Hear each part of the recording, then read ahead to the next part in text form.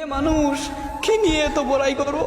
তোমাকে কবরে রাখার 3 দিন পরে তোমার নখগুলো খসে পড়ে যাবে, 4 দিন পর তোমার চুলগুলো এবং পশমগুলো ঝরে পড়ে যাবে, তোমাকে কবরে রাখার 5 দিন পর তোমার মগজগুলো পানি হয়ে বের হয়ে আসবে, তোমাকে কবরে রাখার 6 দিন পর তোমার পেটের ভিতরে সব তোমার নাক আর কান দিয়ে বের হয়ে আসবে, তোমাকে কবরে রাখার 60 দিন পর তোমার হাড়গুলো থেকে তোমার মাংসগুলো খসে পড়ে যাবে।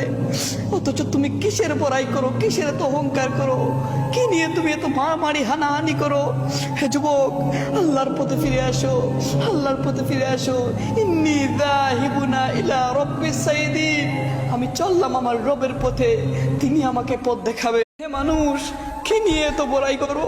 তোমাকে কবরে রাখার 3 দিন পরে তোমার নখগুলো খসে পড়ে যাবে, 4 দিন পর তোমার চুলগুলো এবং পশমগুলো ঝরে পড়ে যাবে, তোমাকে কবরে রাখার 5 দিন পর তোমার মগজগুলো পানি হয়ে বের হয়ে আসবে,